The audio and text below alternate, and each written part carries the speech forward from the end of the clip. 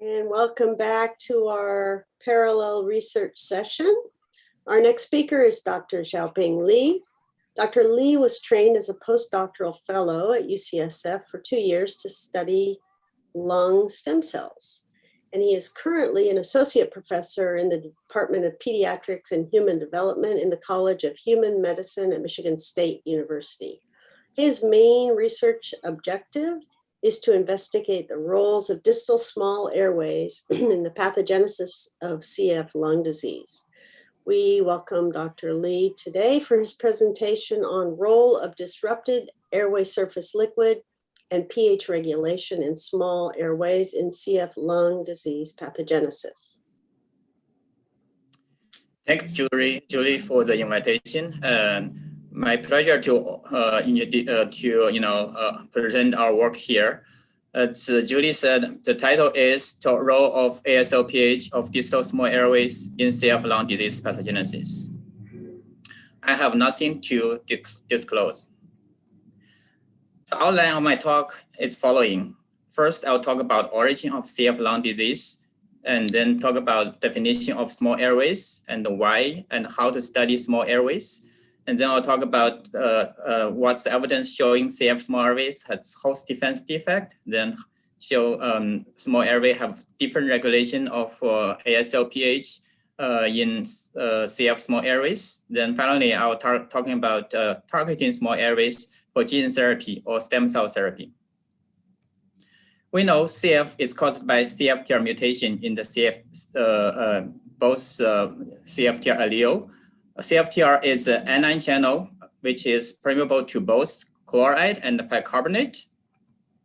CF is a multiple organ disease, affect liver, pancreas, intestine, reproductive tract, sweat gland, and most importantly, infect airways, and inflammation in the lung is the main cause of morbidity and mortality in the people with CF.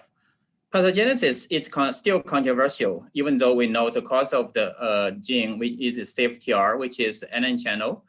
So Dr. Engelhardt presents some data showing how the animal model can advance study for the pathogenesis. And also CF pig model provide a unique opportunity to study this pathogenesis.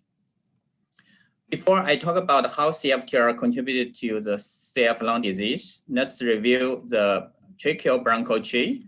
Yesterday we learned from a presentation from Dr. Okuta saying how to define large and small airways. Basically, the airway tree can be divided into 23 generations.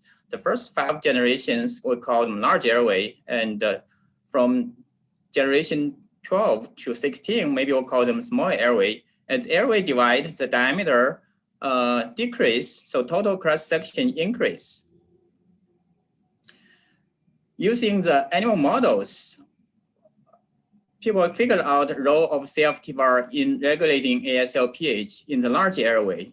The ASL means airway surface lining fluid, which is a layer of liquid covering the surface. It's about 10 micron depth. And its pH regulated by both CFTR-mediated bicarbonate transporter and ATP-mediated proton secretion. If, in CF situation, the ATP 12A-mediated proton secretion is not checked by the bicarbonate secretion from CFTR, then ASL-pH is acidic. If you have acidic pH in the large airway, then you will have antimicrobial defect and mucociliary transport defect, because large airway is a vulnerable site for onset of disease. So why study small airways in CF? Actually, small airways are also a site of lung disease. You can see from these pictures, large airway, they have mucus accumulation on the surface area. Also in the right side, you can see the small airway also got infected, got the mucus plugged in the small airways. Besides, small airway have a greater surface area than the large airways. Actually, the dogma says CF small airways, CF lung disease start in small airways. but there's no direct experimental data to support that. Having said that, there's abundant clinical data suggest involvement of small airways in CF lung disease. In the early days, when there's no effective CF therapies, CF patients die in their early stage, even baby die in their infancy. When they do autopsy study, so they can find out CF infants, we have bronchial wall thickening and dilation. Nowadays, we have high resolution CT. We can see air trapping in the peripheral lung. Pulmonary function tests also indicate, when in the early stage, FEV1, which reflects the central large airway function, can maintain relatively stable in the early stage. But FEV 25 to 75%, which reflects small airway function, gradually declining before the FEV1 declining. So why this assumption has not been tested? I think mainly because we have limited tool to study small airways. All those techniques listed here, pulmonary function test, breath washout technique, and lung clearance index, or mosaic attenuation on CT, all those technique cannot directly measure small airway functions. Then another challenge is we cannot study small airways from the CF newborn babies because it's impossible. Also, CF mice do not have lung disease. So that's why we turn to our CF pig model to study CF small airways.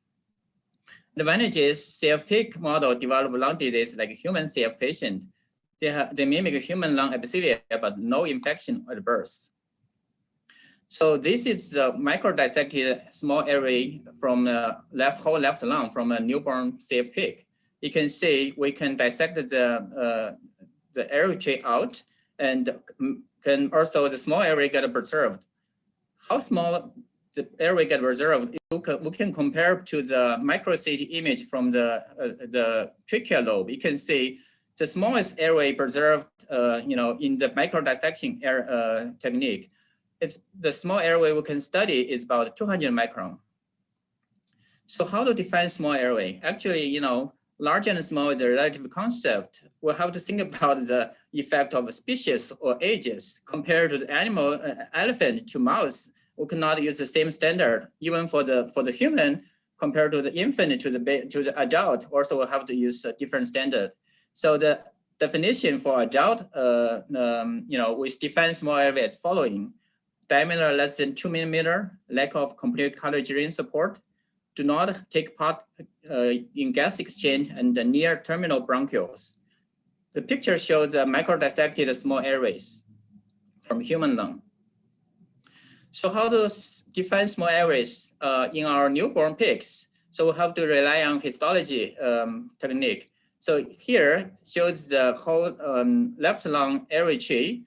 The blue is ocean blue staining to stain the cartilage. You see the large airway is surrounded by complete cartilage ring. If you cut a cross section from the bronchi, you can see the airway structure is consists with pseudo-stratified epithelial cells and some mucosal gland and the cartilage. If you cut a cross section from the distal small airway, you can see only cuboid epithelial cells. There's no pseudo-stratified epithelial cells, no gland. And so that's how I define our small airways in our newborn pig study. Basically, it's diameter less than 200 micron and no complete cartilage ring support and absence of submucosal gland and no stratified, pseudo-stratified epithelia. Large airway just including trachea and bronchi.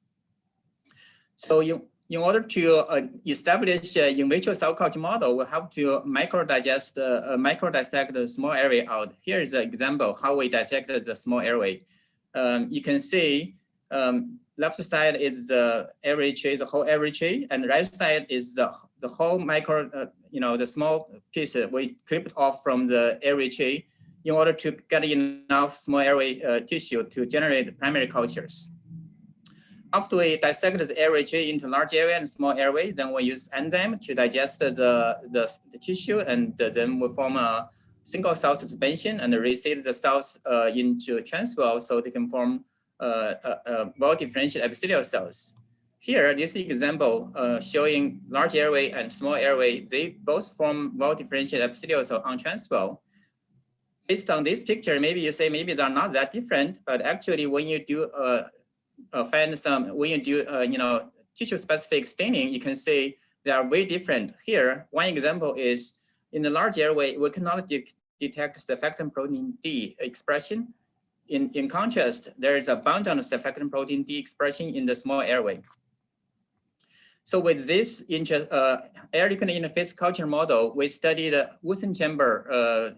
The protocol we're using is first we put the cells in the Wilson chamber, and we put amiloride in the apical chamber to inhibit the ENAC current, and then we use DIDS to inhibit calcium activated chloride channel, and then we use phosphine IBMX to stimulate CFTR current. Then we use GLIH to inhibit the CFTR current.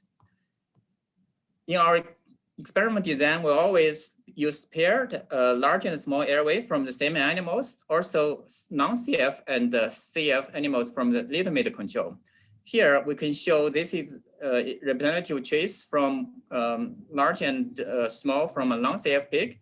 You can say that they're with amiloride treatment, the short circuit current decrease, and also DIDS also can reduce the short circuit current.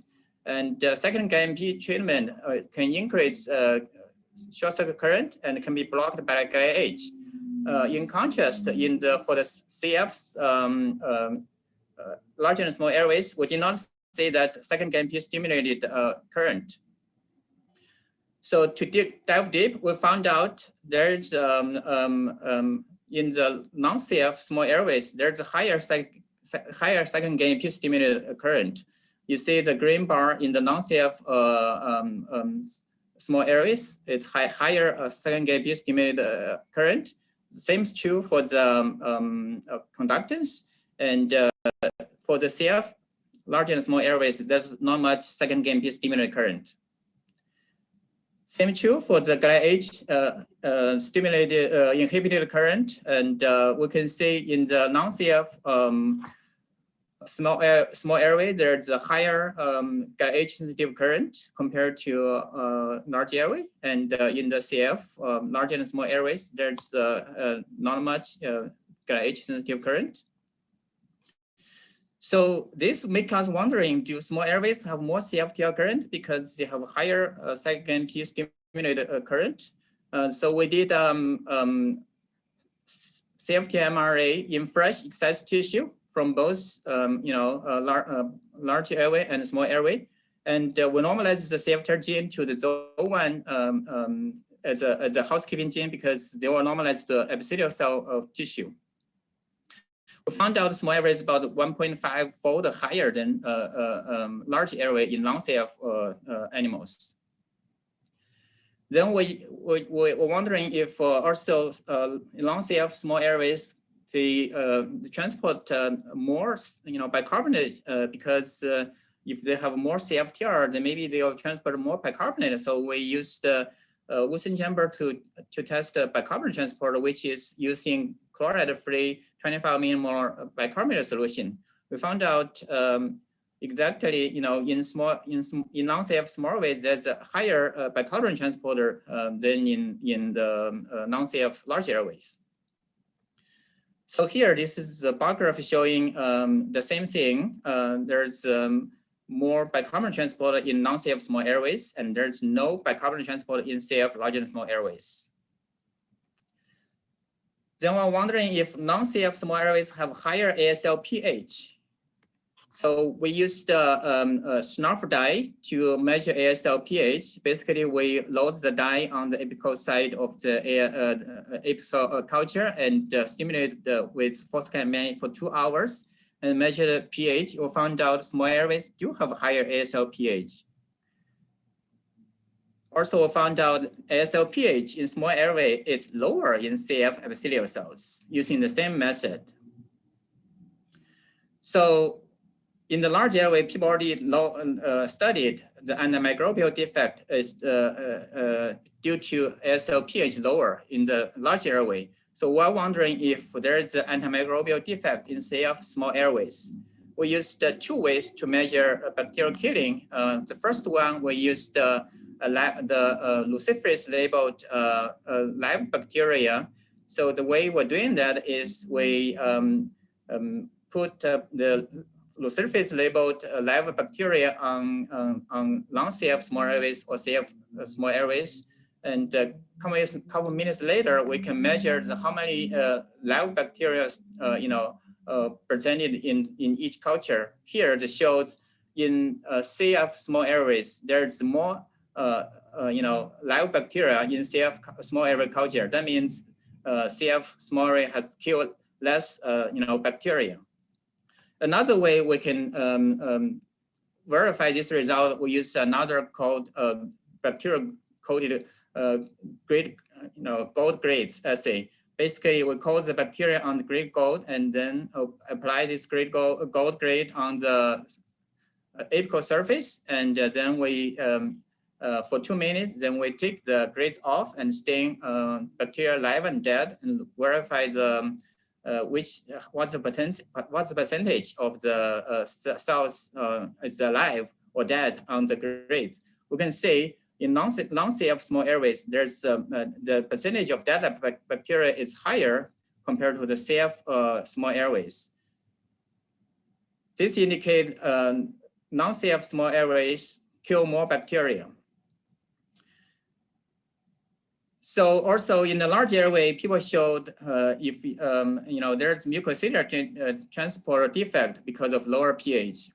And we're wondering if this is true for our small airways. So the way we measure mucociliary transport is we measure ASL viscosity. Because if you have higher viscosity, then the resistance to ciliary motion will be increased. So it will be hard to move things around. The way we measure fluorescence, the viscosity is using FRAP assay called fluorescence recovery after photo bleaching. It's basically measuring diffuse rate of the fluorescence dextrin. So we load dextrin on the apical surface and give a laser pulse. Then we can measure the fluorescence intensity recovery over time. It will be reflecting the viscosity. Here we showed compared to the non-CF small airways, CF small airways have higher ASL viscosity. So to summarize, I think in the large airway, because of ASL pH is lower, we will have antimicrobial defect. Also, there's a mucociliary transport defect at birth due to anchored mucus strength in the gland duct because of lower pH. For the small airway, we found out they also have antibacterial defect in CF small airways. The ASL viscosity also is increased in CF small airways. I think this makes CF small airways also a vulnerable site for the onset of the disease. The next question is regulation of ASL pH is different, between large versus small airways. Let's review the large airway, how the ASL pH get maintained. Large airway, you have CFTR secrete bicarbonate, and we have ATP12A to secrete proton. If we don't have CFTR in the CF setting, then the proton can secreted by ATP12A cannot check, so you have lower ASL pH. Then we're wondering if ATP12A play the same role in the small airways. So then we checked ATP12A expression in our small airway culture. We found out actually small airway culture, there's basically minimal ATP12A expression. Then we checked also ATP12A expression by Western blot. You can see, ATP12A is very abundant expressed in the large airway, but minimal expressed in the long CF small airway and CF small airways. This is the quantification of the Western blot on the right side. So then also did immunostaining on the cultured primary epithelial cells. You can see the brown color in the large airway is the ADP12A staining. You can see that expressed in the ciliated cells and some non-ciliated cells. And compared to the small airway, there's a little bit expression in the ADP12A in the small airways. So also we tested if you know, the ADP12A inhibitor, which is whopping, can be you know, what's the effect on the ASL pH in the large airway and small airways. We can see here in the large airway, whopping can increase ASL pH as expected, but in the small airway, the whopping, when we apply a whopping on the apical surface, and there's not much effect on ASL pH. So with all this data, we're wondering, you know, even though CF small area has lower pH, that means, you know, they have what's the acid you know, secretion, you know, who is the player there? So we did a microarray in our large and small airway cultures. Here, this shows the top differential gene in the large and small airways. Here we noticed the V-type ADPase D2 subunit, V0 D2 subunit. It's much higher in small airways. So we're wondering if V-type ADPase could be the alternative proton pump in the small airways. But we studied, you know, that if this V-type ADPase is location in the large and small airways. Here you can see, actually the V-type ADPase, the subunit V0D2, ADP6 V0D2, expressed not in the ciliated cells, but in the MUC5B positive cells in the small airways. So here, then we used the V-type ADPase inhibitor, boflomicin, to see if they can change ASL pH and viscosity in small airways. Here's the data. In the bicarbonate containing solution, we can see with boflomicin, the ASL pH is increasing with in small airways. Also, to eliminate the CFTR contribution to this assay, we also did the similar assay, but using bicarbonate phase solution. We can see also boflomicin has a dramatic effect on ASL pH. So at the same time, we tested if boflomicin has any effect on viscosity. You can see when I apply boflomicin and measure viscosity using the FRAP assay, we can see boflomicin can decrease ASL viscosity. So because boflomicin is a general inhibitor for all kind of V-type ADPase. So then, you know, we're wondering if maybe they have some non-specific effect. To address that questions, we use the siRNA just to target V-type ADPase V0D2, because we are thinking this isoform, you know, determine the apical localization of the V-type ADPase. That if we can knock down this isoform, then I think the apical localization will be decreased. Then you will be decreasing the ASL. There will be, decrease the proton pump activity. Then we can increase our ASL pH. So here, this example, we use the pictures show the effect of the siRNA. We can reduce the expression level of ADP6 V0D2 in small airways. Subsequently, and we can see also with siRNA lockdown, the ASL pH is increasing. I think the interim summary is, I think ASO pH regulation through CFTR mediated bicarbonate secretion and ADP mediated proton secretion is different in small versus large area epithelial cells. I think V-type ADPase mediate ASO acidification in peak small area epithelials. Inhibition of the V-type ADPase elevated ASO pH of small area cultures and decreased ASO viscosity. Another summary is, I think based on the study, I think small airway epithelials are not a small version of large airway. And from yesterday's presentation, we can see also the large airway and small airway have different cellular composition. And also today we are looking at the functional aspect. So I think CF lung disease affected both large and small airways. And I think another point is the relative contribution to the pathogenesis of CF lung disease are unknown. We don't know if the large airway disease or small airway disease is, which one is more important for the pathogenesis of lung disease. I think if we can better understand the small airway, I think we can contribute to the knowledge required to cure CF.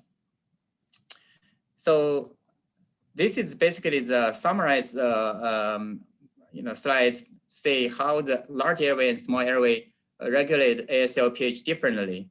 Large airway in non-CF, I think the CFTR contributed to bicarbonate segregation has to be checked by the ATP mediated proton segregation.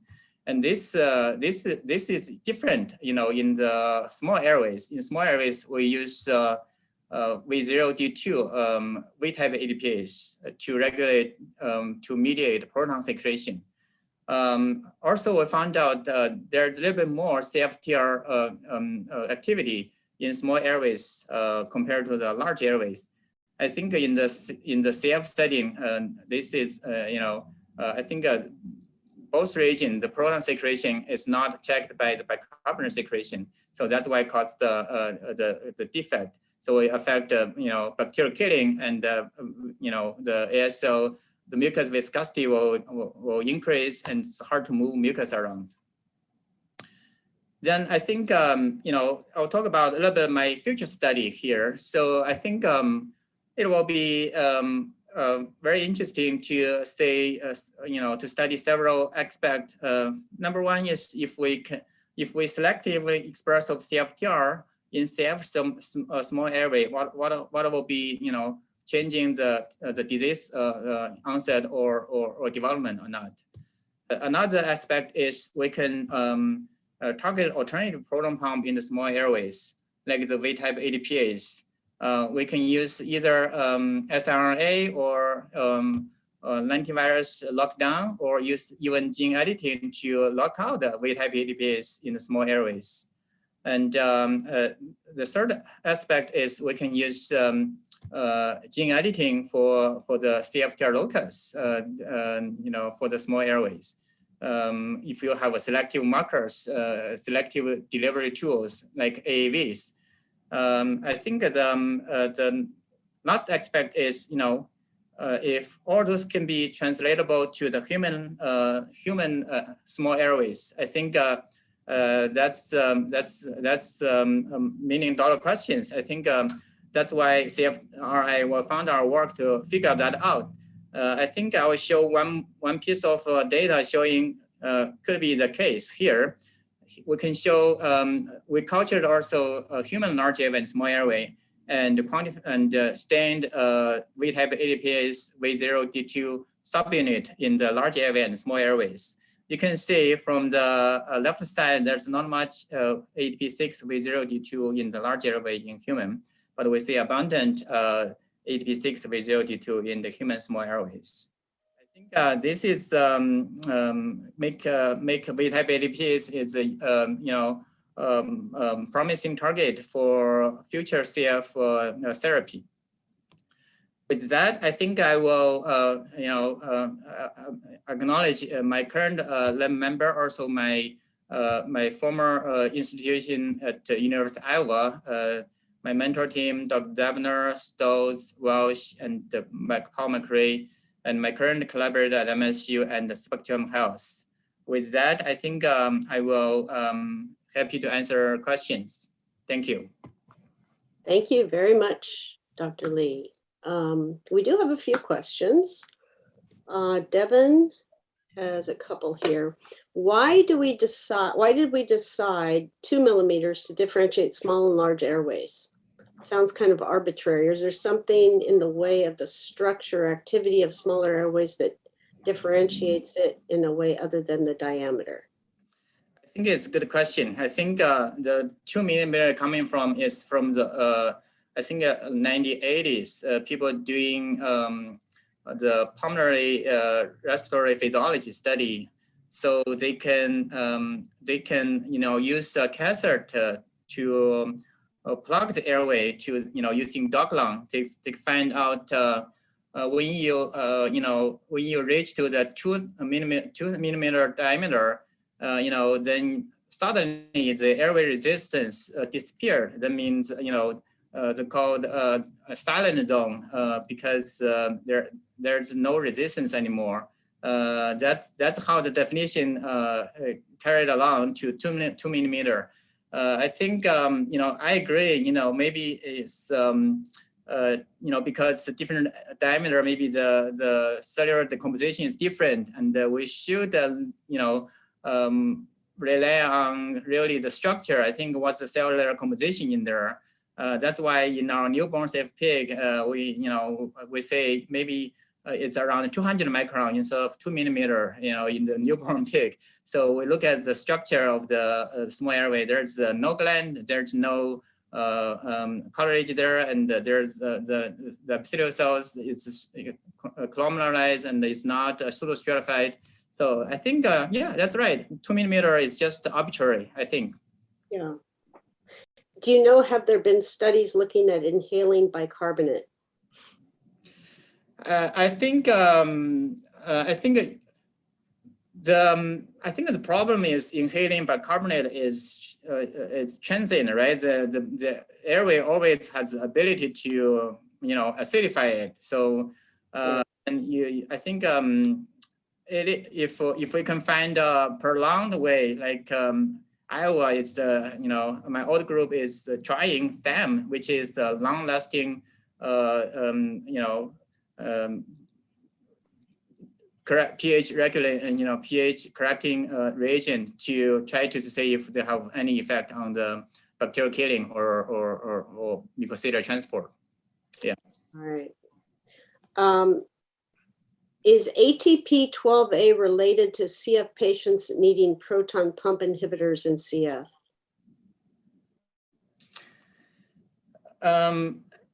Proton pump inhibitor mainly is,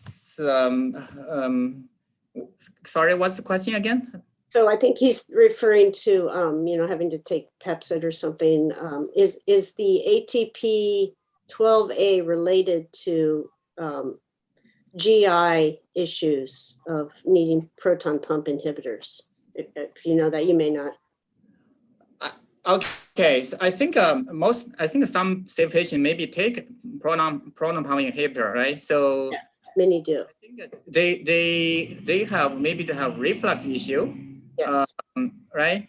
So also there are some people saying maybe proton pump inhibitor they do inhibit maybe they do inhibit ATP12A function, especially newer generation maybe. So I think could be play a role in there. Could be related, yeah. Mm-hmm. Has pH levels have pH levels been tested and shown to be increased in patients on Trikafta? I know I've heard individual cases like Paul Quinton doing pH tests on his sputum. And yes, they have been increased. I think at least in cell culture model, people showed Trikafta can increase ASL pH. Yeah. I'm not sure it's in vitro, in patient people did that. And also the ASL pH in adult patient is not different because than non-CF, right? Because of inflammation can cause pangent upregulation, so they can compensate the pH difference. I think the ASL pH maybe is more important in the early stage of lung disease. Because you don't have inflammation there, but if you have a lower ASL pH, then you have all those host defense effects because of the lower pH. So I think it's more relevant to the early onset of lung disease.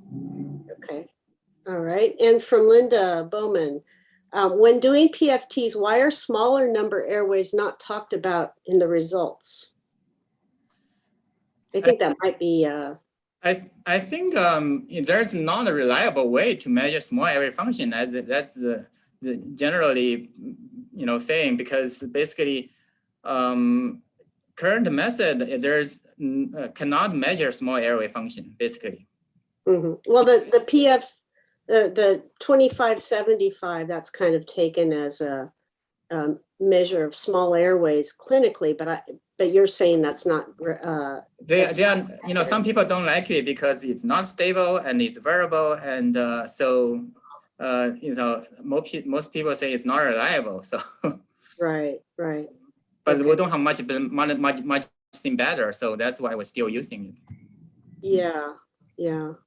And Nam Suju asks, the expression of V-type ATPase in small airways of control versus CF Pig. I think both. I think both ATP12A, ATP6 V0 expressed in both non-CF and CF. We did not detect difference. No difference. Okay.